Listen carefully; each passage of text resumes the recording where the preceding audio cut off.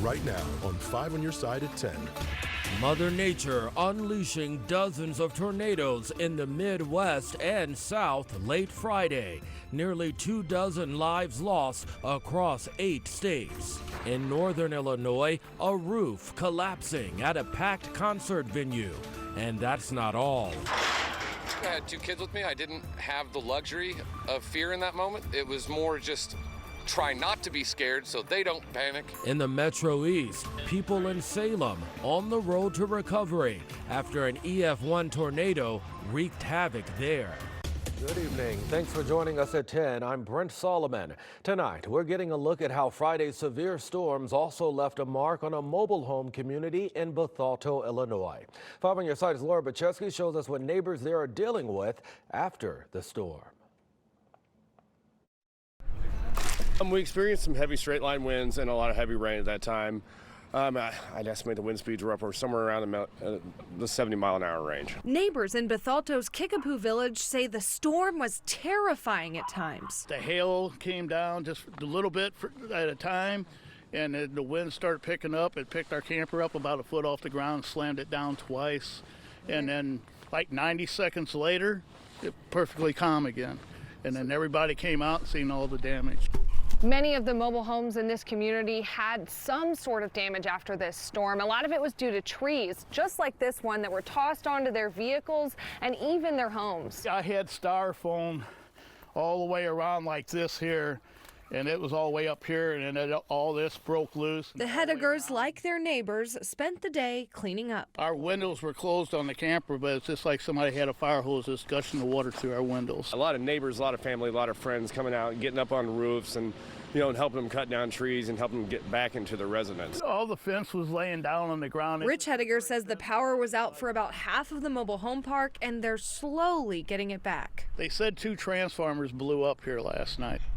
Everyone is just thankful no one was seriously injured. The people across the street where that van is covered up, that front bedroom where that window is their son's room, so there was a higher power looking out for everybody here. Reporting in Bethalto, Laura Barcheski, 5 on Your Side.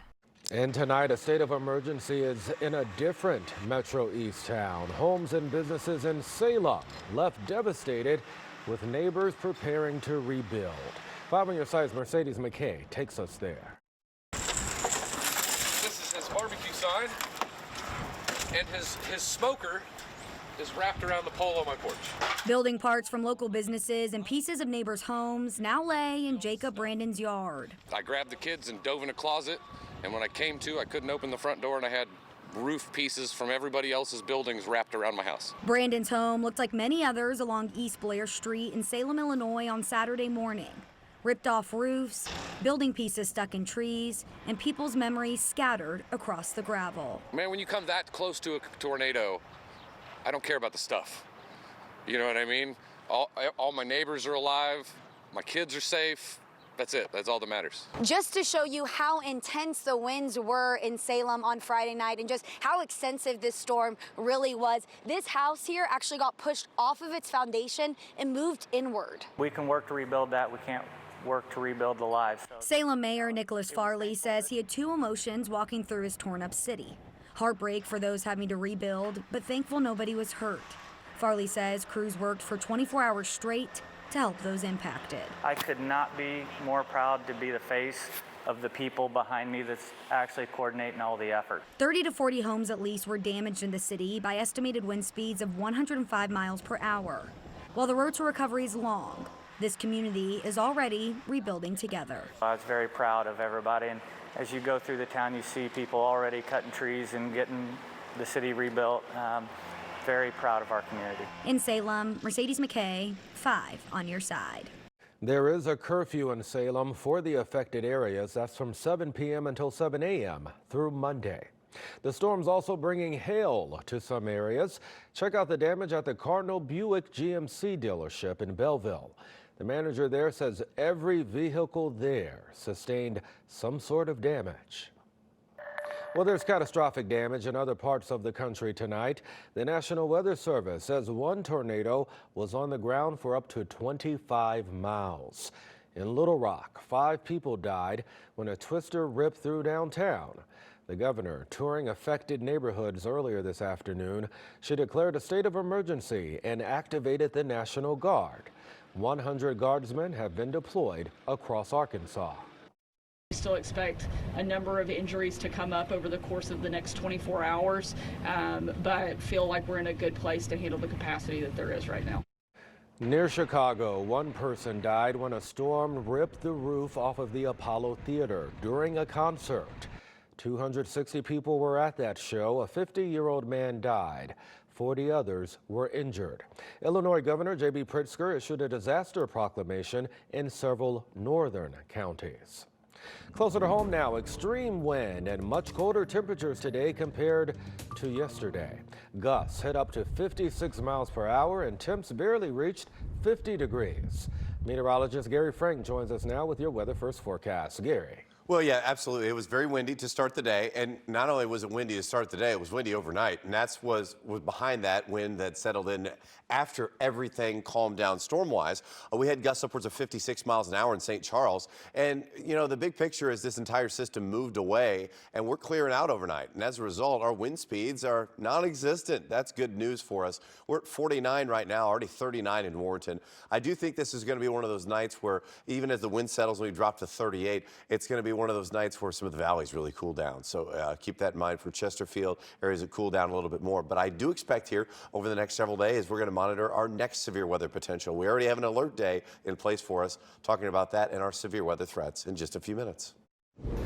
Still ahead, debunking a popular concept. Having a small amount of alcohol every day may not be so good for your health after all. Plus, the April Fool's joke that became a reality for local soccer fans. Why they're celebrating ravioli at City Park tonight. Janae Edmondson is home tonight. Her family shared the encouraging update on her GoFundMe. The 17-year-old Nashville girl lost her legs after a car hit her in downtown St. Louis back in February. She was walking with her family after taking part in a volleyball tournament. She had been recovering at a rehab facility for the last few weeks. New information tonight about the indictment of former President Donald Trump. NBC News has learned he faces some 30 counts. The exact charges are still not known because the indictment is sealed until his arraignment Tuesday.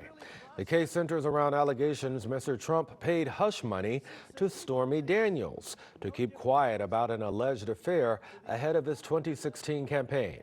Mr. Trump claims the payments were a legal expense.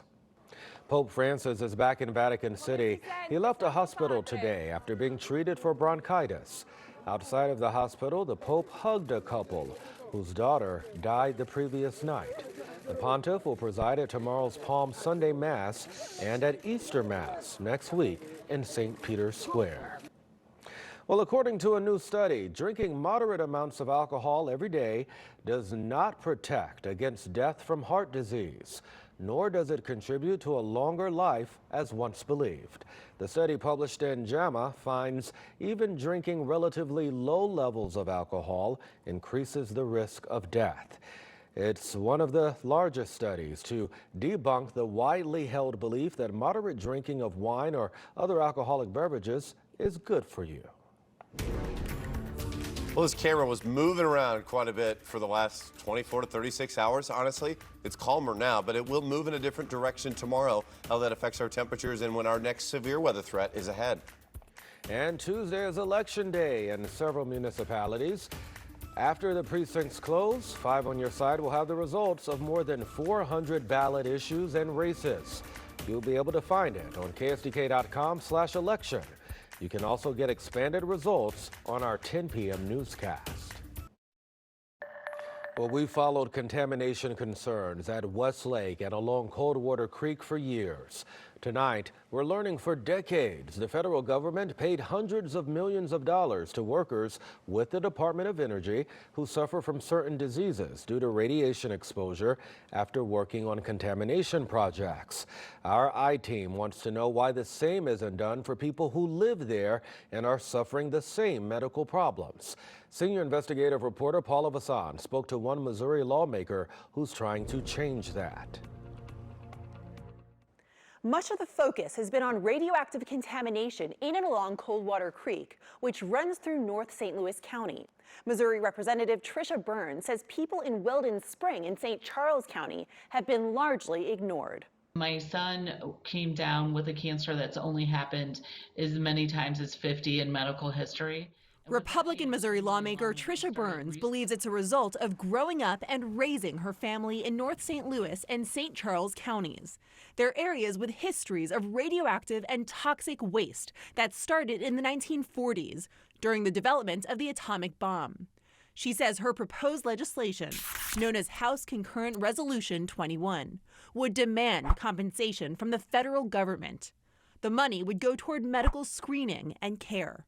It really makes you wonder how it's gone on this long, but you can understand how much Missouri has just been gaslighted by the federal government. Why do you think this legislation is so needed? It's needed because it's gone on for decades, and I think that the spread of damage across Missouri from St. Louis City all the way to St. Charles County, it's so vast. How much money do you think it's going to take care of people in Missouri? I think it's probably easily going to take over $300 million. She says federal programs compensate people for injuries related to the atomic bomb. There are people living in certain areas within the 11 highlighted states you see here, including Texas, Colorado, and New Mexico. But people in our area who also believe they're suffering as a result of long-term exposure to atomic waste aren't covered under any federal programs. That's despite a CDC report in 2019, which estimated that long-term exposure to Coldwater Creek could have increased the risk of developing lung cancer, bone cancer, or leukemia. This comes as Jen Elementary is not expected to reopen. It's a school in Florissant that gained national attention after reports of radioactive contamination at its site. Want to reach out to me about this story or another investigative tip? Email me at paula@ksdk.com. For the I-Team, Paula Vasan, 5 on your side. Paula, thanks. The lawmakers' bill passed a rules committee this week. The next step is to make it to the House floor for debate. Well, St. Louis is hosting the 2023 Chess President's Cup tournament at Webster University. It's also known as the Final Four of college chess. Players from Webster University, St. Louis University, the University of Missouri, and the University of Texas, Rio Grande Valley are all competing. The final round will happen tomorrow.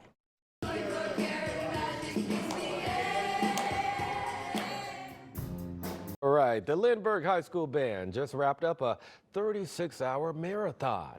The musicians began playing at 7 yesterday morning. That marathon just ended a few hours ago.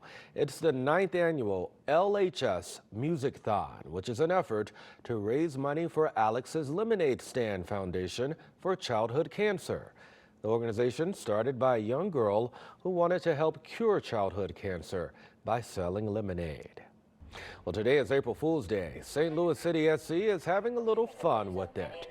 Tonight, the MLS team is going by the name the Ravioli Boys. They even hosted a block party outside of City Park where fans were able to get a special jersey. Portions of the proceeds benefit Operation Food Search.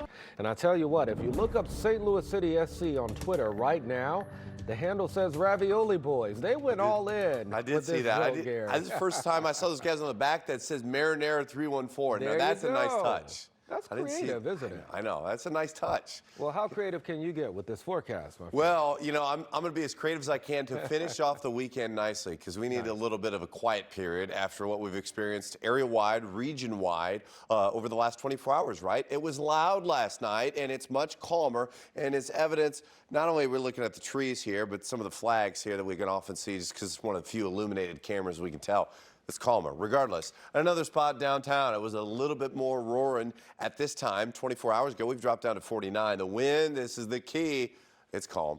Much, much better. And that's what we're going to deal with here into the overnight hours as I look at our visible satellite. And of course, we can't see it right now, but I want to show you that big, thick cloud cover as it moved out by noon. It was a world of a difference throughout the day, but that was going to be our insulation overnight. Our current wind speeds and gusts are 3 miles an hour, 7 miles an hour at Scott Air Force Base. Otherwise, it's calm, and that's good news for you into the overnight hours. I will say, though, tomorrow it's going to shift out of a different direction. It's going to be out of the south. It's going to warm things up for us a little bit. That's significant for us because, of course, it helps us get into the 70s. So what a difference this morning makes. And then, of course, heading into the afternoon, temperatures in the low 70s. That will be significant. However, I do want to look at our severe risk already. This is that time of the year. April 1st, April and May are obviously active months for us, and we showed you a similar map last week. We often talk about the ones that we've seen with the green, the marginal, slight, and of course we were under an enhanced and moderate risk the other day. See those category 4 or 5. This is once again 4 days out. We're to this 30% chance for a risk of severe weather late Tuesday from the Storm Prediction Center. And so why are things not coming together just yet? You'll have an update tomorrow morning, which will likely be in a slight or enhanced risk, which is 2 or 3 from the Storm Prediction Center. But look at this storm. This is where the storm is. It's in Alaska right now. It's going to take a minute to get here, but it's also going to be met with some warm wind and just the way that things are setting up for Tuesday, late Tuesday into Wednesday. That colder air merges with that, and this energy, this is what's going to be the driving force behind this. And as it gets closer to us, that's why we're concerned that this could be another severe weather setup throughout the Plain States and also impacting us. So right now, your severe weather setup for Tuesday, the ingredients are coming together for another round of severe weather. We still all not looking at the types of severe weather. Everything's possible at this point. The timing, once again, it's still in Alaska, and once this gets inland, it starts to work its way into some of those measurements, and we get an idea of what's going on, and we can see, kind of give you a better picture. But right now, the storm's so far away, it's still taking shape. But 84 on Election Day, it's going to be an interesting day, I think, as we look at storms, possible early showers, and then cooler. All things considered in the next few days. Yeah, so you're really going to have your eyes on Tuesday. On Tuesday, yeah. Right now, warm and windy during the day, and then things taking shape later on in the evening. All right, keep us posted, my friend. Corey is here with sports. Busy day in St. Louis sports. The Cardinals got their first trip to the win column in 2023. The City SC was trying to avoid their first trip to the loss column in franchise history. Stick around, sports is coming up next. The Sports Desk is sponsored by Jim Butler Chevrolet, the Midwest's #1 Chevy dealer 10 years running. This 5 on Your Side St. Louis City SC coverage is sponsored by Together Credit Union. Now they say all good things must come to an end, but for a few weeks St. Louis City responded to that notion by saying, why? They were 5-0 and simply could not lose. And then Minnesota United FC rolled into town tonight. Adam Wainwright could sing an anthem. He can also flip a coin. City Park went crazy for Waino tonight. Lots of chances for City early on. Header for Leuven just a bit high. Moment of the game, 77th minute. Minnesota gets a call on this play in the box. What did you guys think of it? Refs say penalty kick. Amaria converts past Berkey. City SC charged late but could not tie it up. Minnesota hands City SC their first loss, 1-0. They challenged us, right? So, which was a good challenge, and we move on and we learn from these moments. We wanted to be competitive from day one. I think we've proven that fact, yeah, we've got work to do, obviously. So we're excited about what the future brings, and yeah, we can't wait to get back to work on Monday. You've heard it a lot by now. For the Cardinals to be elite this season, they need Jack Flaherty to be great. Jack got his first start of the season today against Toronto, and it was certainly interesting. 5 innings, no runs, no hits, 4 strikeouts, and 7 walks for Flaherty today. But he stayed calm and pitched through it. Biggest hit today came from the DH. Nolan Gorman shoots this one down the line. That scored 2, 3-0 Cards at that point. Jordan Walker added some insurance with this bullet, 105-mile-per-hour shot up the middle. He showed off his speed a few pitches later with his first stolen base of his career. Cardinals get the win, 4-1. They're in the win column. They beat the Blue Jays despite walking 10 Jays as a team. You know, you'd like to find it earlier, but you just keep battling, keep making pitches. That's all you can kind of do. Getting frustrated isn't going to do anything. It's not going to help anybody. It's not going to help me. It's not going to help the team. So all you can focus on is making the next pitch. I hope they, keep treating me like I'm a bigger guy. I want to try to catch them by surprise. But I know these catchers are good, and they adjust really quickly. So, I'm going to be on my A game if I want to get any more bags. Blues were in Nashville for a matinee today with the Preds. Colton Sissons flies past Jordan Kyrou en route to a shorthanded goal. Kyrou and Berube would have an animated discussion later on. They both said it was just part of the game afterwards. Blues lose 6-1. They were 0 for 4 on the power play. Not at all what Coach Berube wanted to see. It's not connected like it should be, and too slow. Just puck movement slow and thought process slow. Not shooting, just things like that slow. Did you see this on social media today? No, the Battlehawks are not moving to LA. Remember the date on the calendar, folks. It is April 1st, April Fool's Day. Thankfully, Stan Kroenke did not buy the XFL. The Battlehawks are not going anywhere. I'm not allowed to show you highlights yet, but we had a wild finish at the Final Four. San Diego State rallied from 14 back to get one last shot against FAU, and Lamont Butler nailed a winner at the buzzer. Aztecs win 72-71. UConn just beat Miami. That'll be the championship matchup. Don't think anybody had that one at the That's true. You're right about that. But you know what? St. Louis City SC, they weren't going to go undefeated. They had to get a loss sometimes. We knew that. We knew it. Still a really good game. Great environment, and the fans, they love they love the effort no matter what. We certainly do. And we're looking at the road ahead. All right, Gary, take us home, my friend. Yeah, I mean, we're in pretty good shape. Obviously, we're dealing with that. It's April 1st, so we're supposed to be 63 degrees, right? That's our average. We're going to be well above that. Tomorrow, take advantage of that. I think Monday's excellent as well. Election Day, we are going to be our warmest day of the year so far. We're in the 80s. It's going to be warm and windy. And I think a lot of the days dry, but we got late storms, which we have our next alert day for. That's the most important thing for us because I think that's another sign for severe weather.